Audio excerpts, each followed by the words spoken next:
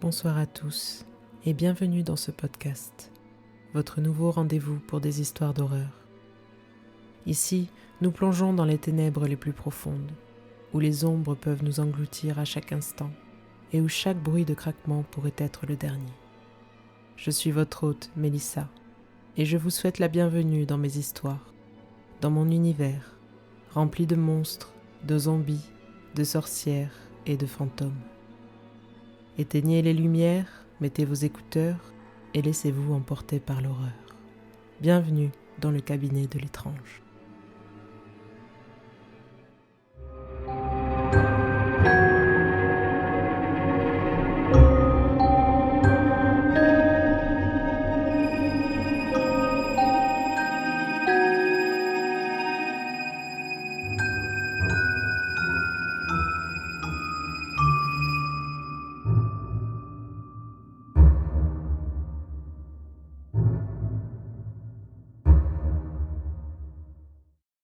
Attention, cet épisode contient des scènes pouvant heurter la sensibilité des plus jeunes.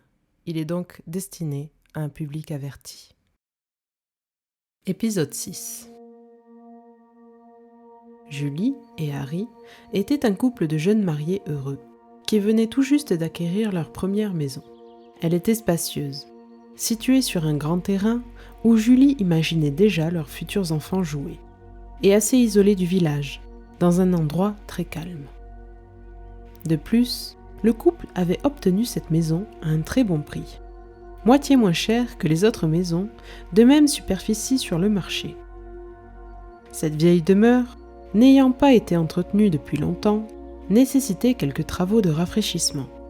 Cela n'effrayait absolument pas le couple, au contraire, ils étaient ravis de pouvoir la rénover et aménager les espaces à leur goût. Ils avaient hâte de commencer leur nouvelle vie dans cette maison atypique. Le couple s'installa dans leur nouvelle maison et se consacra aux travaux de rénovation. Très vite, Julie remarqua une odeur étrange qui émanait de l'étage, un relent désagréable qui lui rappelait les égouts. En inspectant de plus près, elle découvrit également une prolifération de moisissures sur les murs. Cette apparition soudaine de champignons était pour le moins troublante, car lors de leur visite initiale, elle n'avait rien remarqué de tel. Déterminée à remédier à cette situation avant qu'elle ne s'aggrave, Julie s'arma de tous les produits adéquats qu'elle put trouver, puis passa la journée entière à frotter, à nettoyer et à appliquer des déshumidificateurs dans toute la zone touchée. Elle versa également un mélange à base de soude dans les canalisations pour éliminer les mauvaises odeurs persistantes. La journée s'acheva dans la fatigue, mais avec l'espoir que tous ces efforts feraient disparaître définitivement ce petit désagrément. Mais le lendemain matin, Julie constata avec dépit que la moisissure et les odeurs étaient de retour. Le couple soupçonna alors un problème plus profond et fit appel à un plombier. Après avoir minutieusement inspecté les canalisations de la maison, l'artisan leur affirma que tout était en ordre. Les tuyaux étaient en excellent état, sans aucune fuite ni obstruction qui aurait pu causer des problèmes d'humidité et d'odeurs persistantes. Perplexe, il ne put fournir aucune explication satisfaisante quant à l'origine du problème.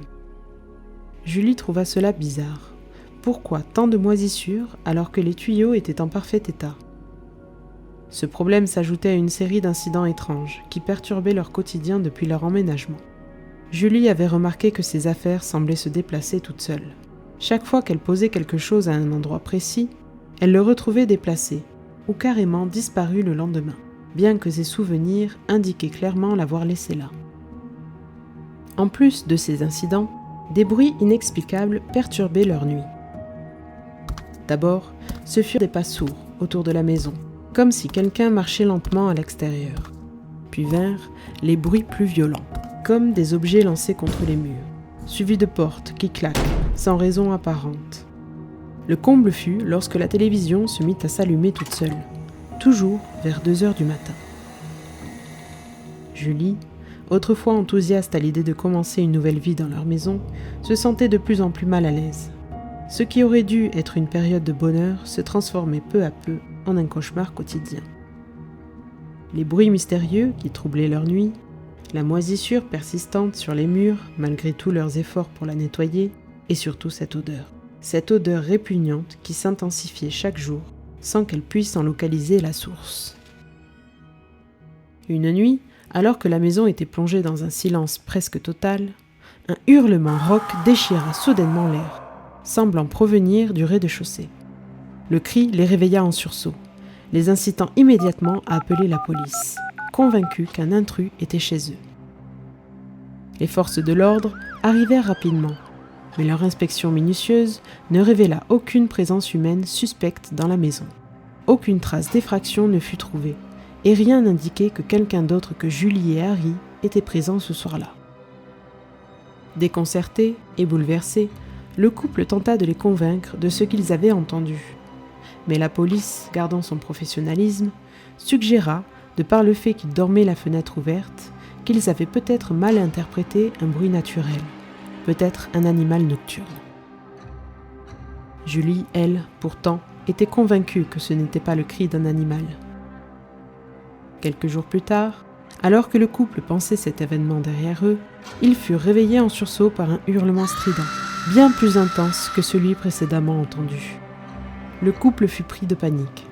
Julie hésita à appeler la police, craignant d'être de nouveau ignorée ou jugée.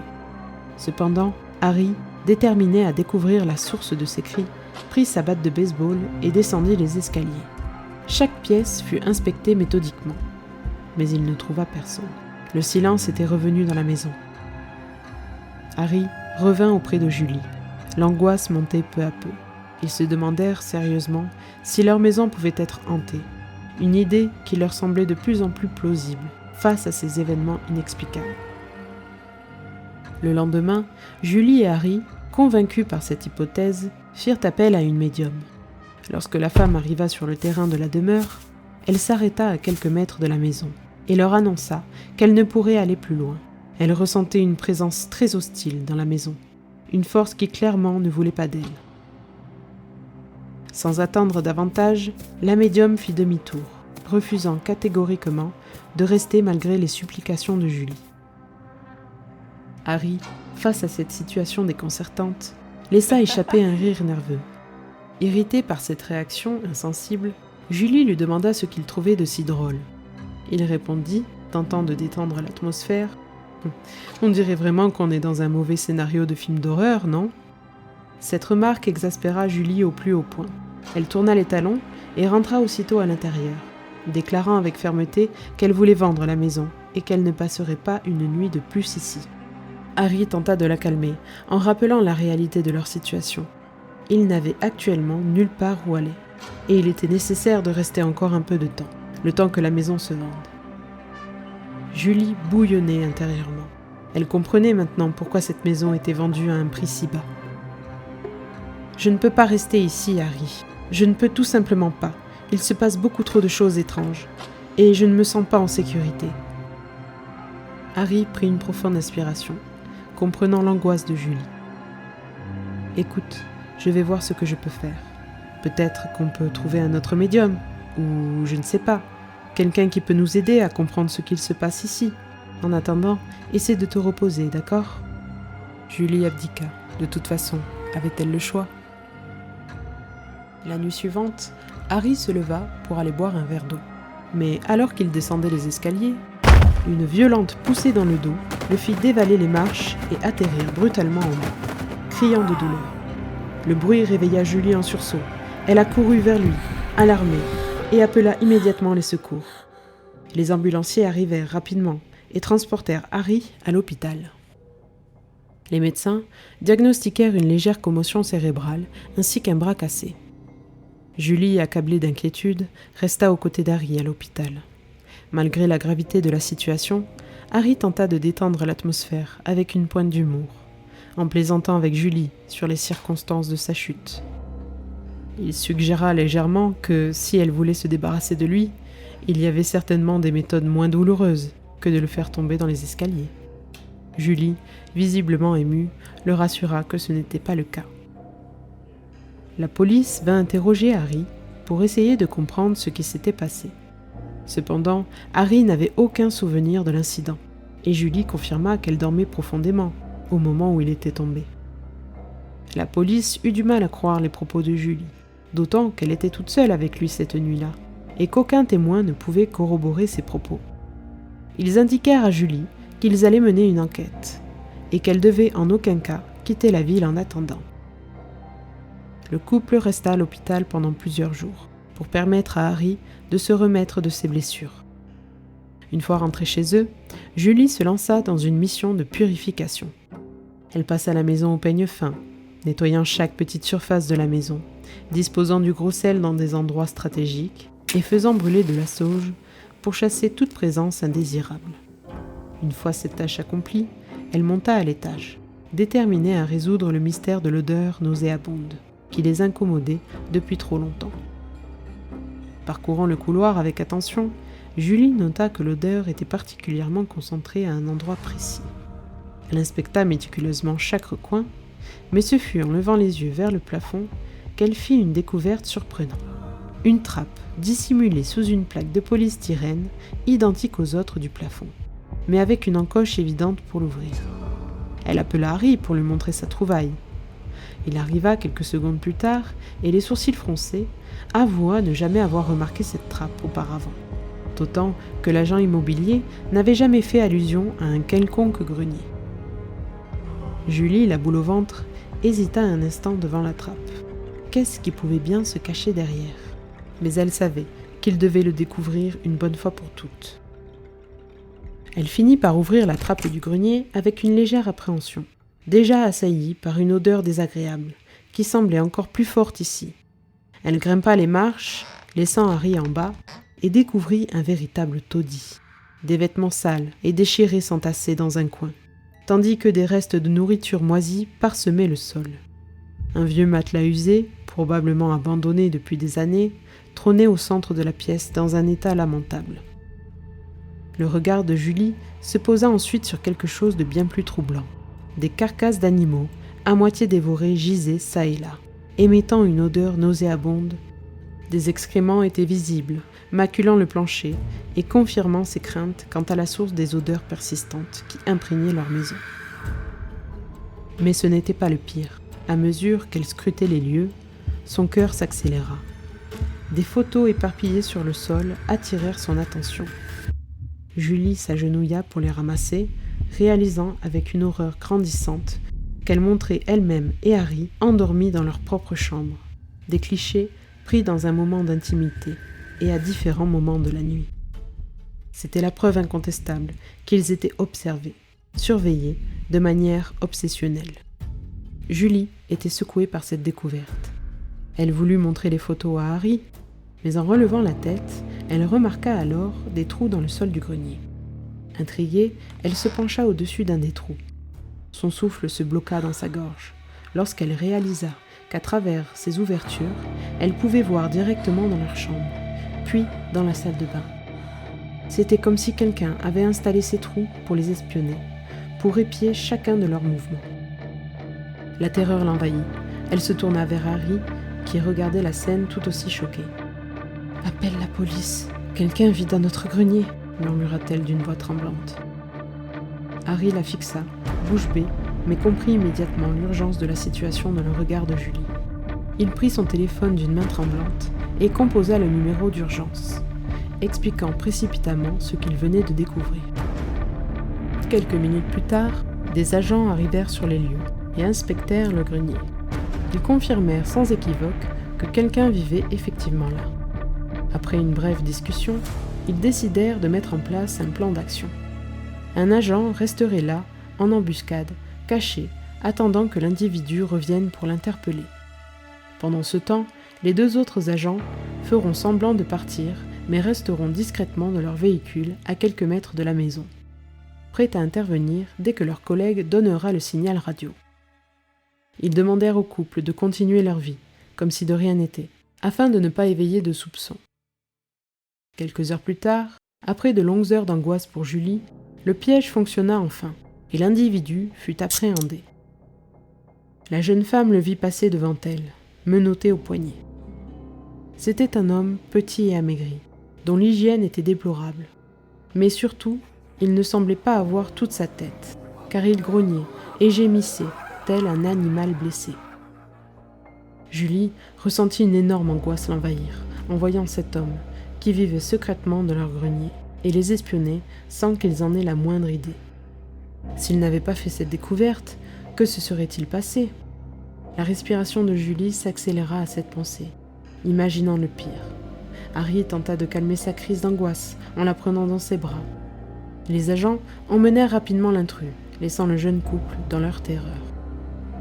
Dans les jours qui suivirent, la police informa Julie et Harry que l'homme en question était en réalité le fils de l'ancienne propriétaire, décédé brutalement il y a plusieurs années. Il était handicapé mental et très dépendant de sa mère à l'époque. Après le décès de celle-ci, il se retrouva seul et désorienté, ne sachant pas où aller. Il se cacha dans le grenier de la maison pour se sentir en sécurité, loin des changements extérieurs qui le perturbaient. L'homme reconnut avoir cherché à effrayer le couple à plusieurs reprises, afin de les dissuader de rester dans la maison. Cependant, il nia catégoriquement avoir poussé Harry dans les escaliers. Malgré ses aveux partiels et son trouble mental, la police eut du mal à le croire. Mais son comportement non agressif et sa confusion apparente installa le doute dans l'esprit des agents qui décidèrent finalement de le faire interner. Julie se demanda alors qui aurait bien pu pousser Harry. La présence de l'homme dans le grenier expliquait certains événements que le couple pensait surnaturels, mais d'autres demeurèrent sans réponse. Elle ressentait à la fois du soulagement face à ce mystère enfin résolu, de la pitié pour cet homme perdu et une profonde angoisse à l'idée de retourner dans cette maison. La désillusion était grande quant à cette maison qui devait être leur safe place, un lieu où ils auraient pu construire quelque chose, une famille, un foyer. À présent, elle ne savait pas si elle pourrait de nouveau s'y sentir en sécurité.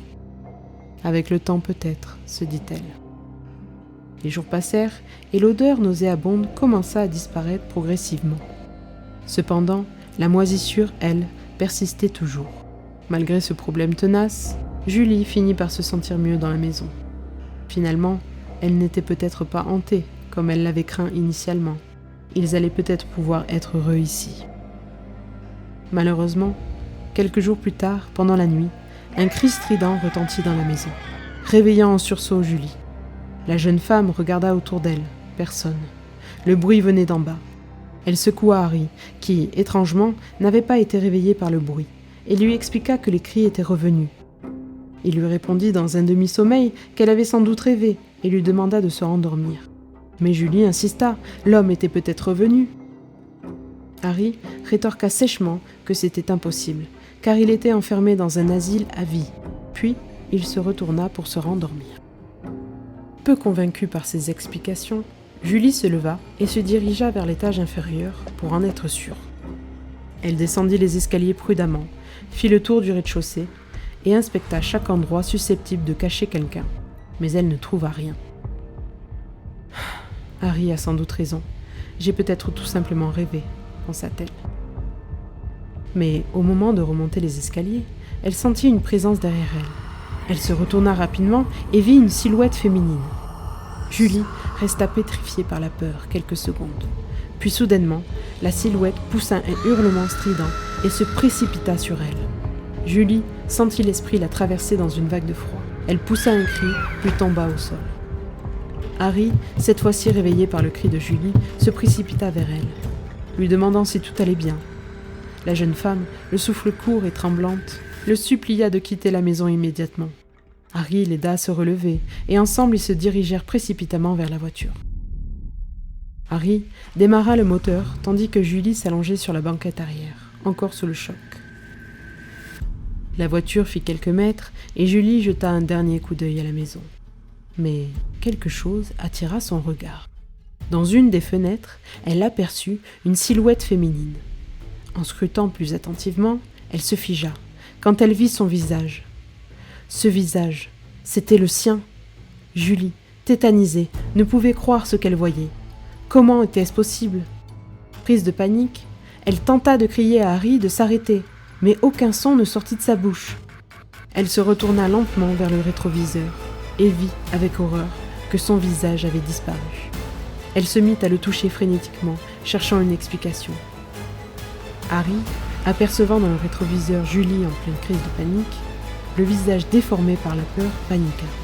Il se retourna rapidement pour la rassurer, oubliant un instant la route et le camion qui arrivait en sens inverse.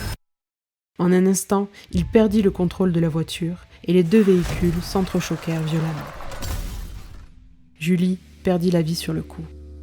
Quant à Harry, il survécut miraculeusement malgré la violence de l'impact, ne souffrant que de quelques égratignures légères. Cependant, il ne garda aucun souvenir de ce qu'il s'était passé cette nuit-là. Il ignorait totalement comment ils s'étaient retrouvés dans la voiture, ni pourquoi ils étaient partis de la maison à une heure si tardive. Harry plongea dans une tristesse et une folie profonde, se laissant aller progressivement. Tout dans cette maison lui rappelait sa bien-aimée. Il ne pouvait plus vivre ici, mais il ne pouvait pas non plus la vendre. Il y avait mis tant d'espoir, tant de rêves. La vendre, c'était comme effacer définitivement Julie. Alors, finalement, il s'installa dans le grenier. La maison fut bientôt considérée comme abandonnée, puis revendue par l'État. C'est un père et sa fille, de 10 ans, qui finalement emménagèrent dans cette demeure quelques années plus tard. Et l'on raconte qu'un incident tragique eut lieu dans cette demeure, ôtant la vie de la toute jeune fille.